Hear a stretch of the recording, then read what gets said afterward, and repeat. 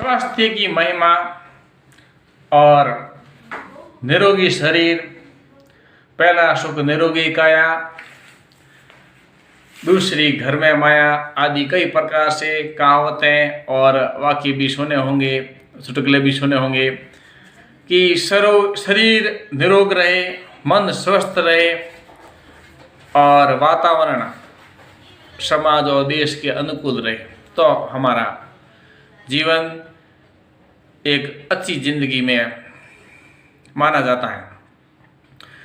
तो आज के वीडियो में दवा और निरोग रहने के कुछ महत्वपूर्ण आदतें हैं उसके बारे में है। तो वीडियो को लाइक कीजिए, चैनल पर नए तो सब्सक्राइब कीजिए और वीडियो को शेयर कीजिए। तो महत्वपूर्ण आदतें क्या हैं क्या नहीं है और तो उसके हमें खास बातों का ध्यान रखना चाहिए जिससे हम स्वस्थ रह सकें और अपनी आदतों में सुधार, क्योंकि ये जो आदतें हैं वो बहुत ऋषि मुनियों के टाइम की और समझदार लोगों के द्वारा बनाई गई हैं। तो उन आदतों को जीवन में उतारते हैं तो हमें उसका लाभ मिलता है। तो उसमें बोल सकते हैं कि दवा रहित जीवन, यानी कि हम आजकल कितनी दवाइयों का उपयोग कर रहे हैं। एलोपैथी की दवाइयाँ का उपयोग कर रहे हैं, आयुर्वेदिक की दवाइयों का उपयोग कर रहे हैं, होम्योपैथी का उपयोग कर रहे हैं, यूनानी दवाइयों का उपयोग कर रहे हैं। तो ये सब दवाइयाँ हम जब बीमार होते हैं, अस्वस्थ होते हैं, तब इन दवाइयों की जरूरत पड़ती है। लेकिन हम जब प्रकृति के साथ में एक अनुकूल तरीके से रहन सहन के साथ सही ढंग से रहते हैं तो हमें इन दवाइयों की कोई ज़रूरत नहीं रहती है। जैसे जल्दी सोना और जल्दी उठना एक उत्तम दवा माना जाता है।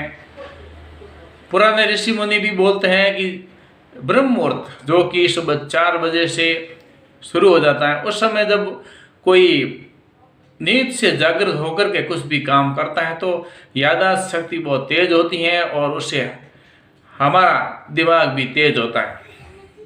और जल्दी सोना, यदि जल्दी मतलब 8, 9, 10 बजे तक सोते हैं तो 4 बजे उठने का समय हो सकता है, क्योंकि हम जल्दी हमारी एक नींद की लिमिट होती है। एक कोई किसी के 7 घंटे की, किसी के 6 घंटे की और किसी के 8 घंटे की, बच्चों वगैरह की 8-9 घंटों की होती हैं।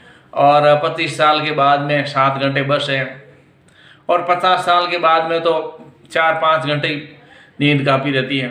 तो इस प्रकार से नींद की अलग अलग जो दिमाग में ज़्यादा टेंशन होता है, थकावट ज़्यादा आती है, तब नींद की कमी हो जाती है। तो जल्दी सोना और जल्दी उठना, ब्रह्म मुहूर्त में उठना एक अच्छी दवा मानी जाती है।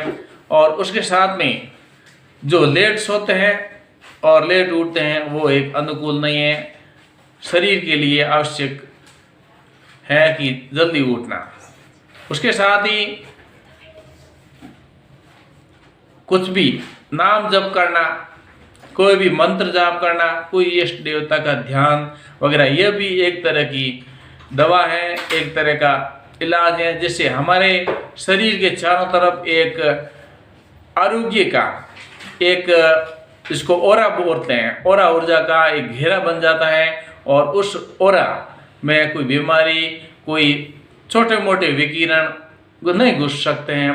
तो ये मंत्र जप या नृत्य या कोई भी नाम जपने से हमें वो इतना बड़ा ओरा पैदा हो जाता है शरीर के। जैसे बोलते हैं ना, एक शरीर के 7 शरीर होते हैं।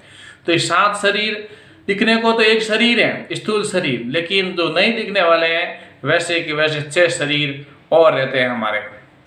ये हर एक को पता नहीं चलता है। योग, प्राणायाम और व्यायाम यह भी एक दवा है।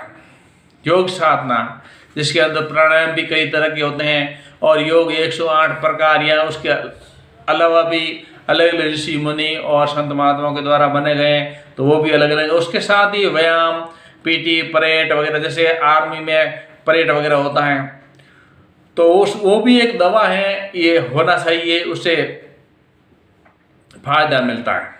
सुबह शाम टहलना भी एक दवा माना जाता है। कोई शहरों में घूमने के लिए लोग निकल जाते हैं क्योंकि सुबह सुबह की हवा है वो ऑक्सीजन के रूप में शुद्ध हवा मिलती हैं, जबकि शाम को धूल धुआं मिट्टी सब उड़े हुए रहते हैं और शुद्ध हवा नहीं मिल पाती। इसलिए सुबह टहलना, एक हवा शुद्ध मिलती है और थोड़ा थोड़ा शरीर भी एक निरोगा रहता है।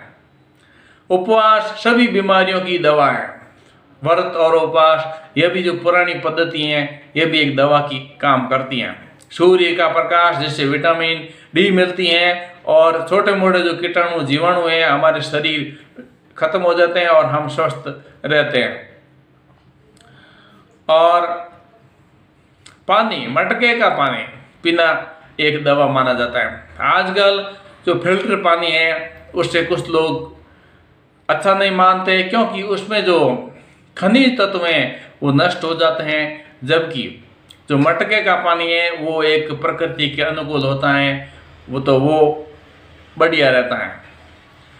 कुछ लोग जैसे गाना बजाते हैं, भजन कीर्तन करते हैं, ताली बजाना, तो ये ताली बजाना भी एक तरह का व्यायाम है। और उससे, क्योंकि हाथों में जो भी उसके कोशिकाएं हैं वो पूरे शरीर में कुछ भी वो एक्टिव रहने के हिसाब से पूरी उनकी नसें हैं हाथ और पैरों में रहती हैं, तो ताली बजाने से वो पूरा शरीर एक्टिव रहता है। उसके अलावा जब हम भोजन करते हैं तो खूब हमें भोजन को चबाना चाहिए, ताकि वो हमारी आंतों को ज़्यादा मुश्किल नहीं पड़े, ज़्यादा मेहनत नहीं करना पड़े। तो ये भी एक तरह का, एक नहीं तो गैस बनता है, बड़ा बड़ा खा लेते हैं और फिर अंदर पचा नहीं पाते पेट और गैस बनती है और बहुत सारी बीमारियां गैस से हो जाती हैं।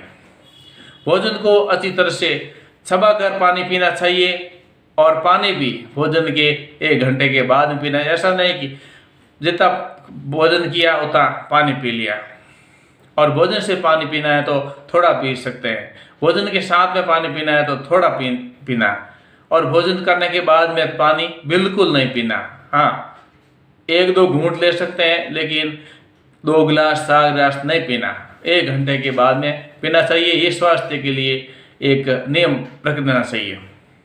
उसके अलावा वज्रासन वगैरह ये व्यायाम करना चाहिए। और खुश रहने के लिए, खुश रहना ये एक प्रकार की दवा है, और इस प्रकार की पॉजिटिव दवाओं को हम लेते हुए अपने जीवन को निरोगी और एक स्वस्थ बना सकते हैं, जिससे हमें किसी दूसरी एलोपैथी होम्योपैथी दवा लेने की ज़रूरत नहीं, और हमारा जीवन एक निरोगी जीवन रहता है, जिससे हम आसानी से अपने दूसरों की मदद और अपने आप पूरे जो भी कार्य हैं आप कर सकेंगे।